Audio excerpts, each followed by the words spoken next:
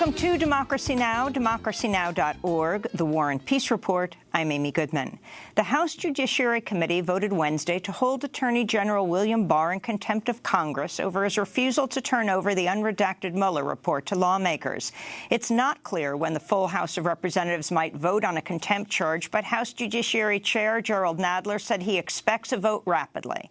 Wednesday's vote came just hours after the White House said President Trump will claim executive privilege to prevent the release of the full Mueller report to Congress, as well as documents held by former White House counsel Don McGahn and other top officials. This is Texas Democratic Congressmember Sheila Jackson Lee. I can only conclude that the president now seeks to take a wrecking ball through the Constitution of the United States of America. For the first time in the history of the United States, a president is now exerting executive privilege over every aspect of life that the American people desire to have information. We'll have more on the constitutional crisis unfolding in Washington after headlines. The Republican-led Senate Intelligence Committee has subpoenaed Donald Trump Jr. to return to Capitol Hill to testify about his role in matters related to the Russia investigation. It's the first congressional subpoena compelling one of President Trump's children to testify.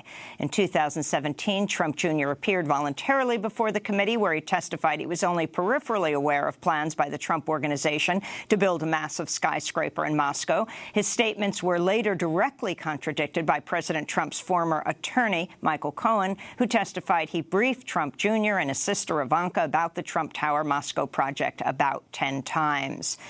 New York State lawmakers have moved to make President Trump's tax records available to the U.S. Congress. On Wednesday, New York State Senate approved the Trust Act, which would allow the Department of Taxation to hand over any state tax return requested by certain congressional leaders. The bill faces a vote in the New York Assembly Monday, where it's expected to pass, and Democratic Governor Andrew Cuomo has promised to sign the legislation. The Trump administration's imposed new sanctions on Iran, saying it'll punish countries that purchase Iranian copper, aluminum, or other metals. The new sanctions came after Iran announced it will stop complying with parts of the landmark 2015 nuclear deal and resume high-level enrichment of uranium in 60 days if other signatories of the deal do not take action to shield Iran's oil and banking sectors from U.S. sanctions. That move, in turn, came a year after the Trump administration pulled out of the nuclear deal, even as European allies and the United Nations said Iran was in full compliance. In Arizona, humanitarian aid volunteers recovered 4 sets of human remains as they search for a missing migrant in the western desert of Arizona near the U.S.-Mexico border. The group No More Deaths found the bodies over the weekend as they searched for a man who was last seen with badly blistered feet vomiting blood. The group says it carried out the search after the Border Patrol refused to initiate a rescue. This comes as a federal court in Tucson wrapped up 3 days of testimony in the trial of Scott Daniel Warren, a No More Deaths volunteer who faces misdemeanor charges for leaving food, water, shelter, and clothing for migrant border crossers in the same desert region where the group found the bodies. President Trump traveled to Panama City Beach and Florida's Panhandle Wednesday for a campaign rally where he laughed in approval when an audience member shouted migrants crossing into the United States should be shot. The interaction came as Trump was praising border security workers. We don't let them, and we can't let them use weapons. We can't. Other countries do. We can't. I would never do that. But how do you stop these people? You can't. There's no... That's only in the Panhandle you can get away with that statement. President Trump's laughter and joke came after the audience member shouted, "Shoot them." In Maryland, a federal judge ruled Wednesday a Coast Guard lieutenant accused of stockpiling weapons, hoping to kill prominent Democrats and journalists, can be released from jail while he awaits trial. U.S. Magistrate Judge Charles Day's ruling, if it holds up on appeal, will allow 50-year-old Christopher Hassan to be supervised by relatives in a 24-hour home detention ahead of his trial on weapons charges. Prosecutors say Hassan espoused white nationalist views, researched March, the addresses of U.S. Supreme Court justices sought to assassinate Democratic presidential hopefuls and cable news anchors and intended to, quote, murder innocent civilians on a scale rarely seen in this country. In Afghanistan, the Taliban has claimed responsibility for an attack Wednesday on the offices of a U.S.-based non-governmental organization in the capital, Kabul, that killed at least 5 people and left 24 others injured. The attack targeted the offices of Counterpart International, a nonprofit based in Arlington, Virginia, that's funded by USAID, the U.S. Agency for International Development. The attack came following a proposed Ramadan ceasefire by Afghan President Ashraf Ghani. The Taliban rejected the proposal amidst ongoing peace talks with the United States. In Lahore, Pakistan, at least 10 people were killed Wednesday morning, 25 others wounded after a suicide attacker bombed an 11th-century Sufi shrine. The attack was claimed by a splinter group of the Pakistani Taliban. In 2010, an attack on the same site killed more than 40 people.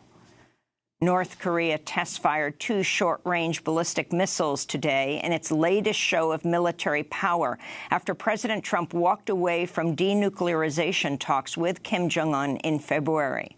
The military drill did not violate a moratorium on long-range nuclear-capable missile tests, but South Korea's government called them a very disturbing development that won't help to ease tensions on the Korean peninsula.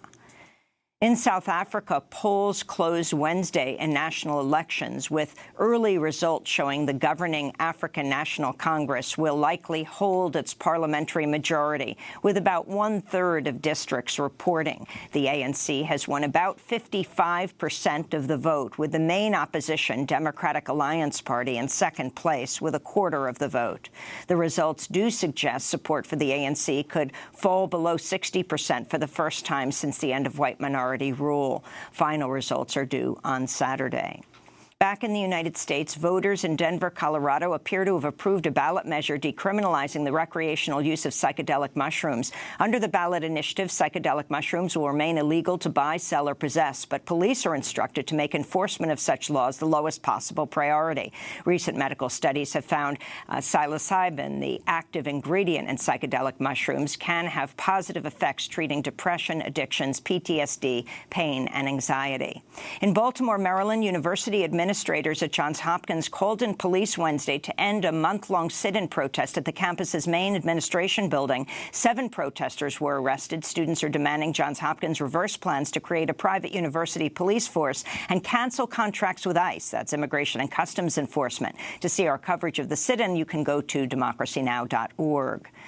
And drivers with the ride-hailing services Uber and Lyft went out on strike in cities worldwide Wednesday to protest low wages and poor working conditions. Drivers in Los Angeles, London, Melbourne, Australia, Sao Paulo, Brazil, New York, and other cities temporarily halted work to demand Uber and other rideshare companies like Lyft treat drivers like full-time employees rather than independent contractors. This is Janet Kwan of the New York Taxi Workers Alliance. So right now, the amount that passengers pay isn't regulated. That needs to be regulated. 80 to 85% needs to go to the driver because they're the ones doing the work. We also want to stop unfair deactivations where drivers are just, basically fired without any just cause. The strike came just days before Uber set to go public, valued at an estimated $90 billion, which would make it one of the largest initial public offerings in U.S. history. We'll have more on the Uber and Lyft strike later in the broadcast. And those are some of the headlines. This is Democracy Now!, democracynow.org, The War and Peace Report. I'm Amy Goodman. And I'm Nermeen Sheikh. Welcome to our listeners and viewers around the country and around the world.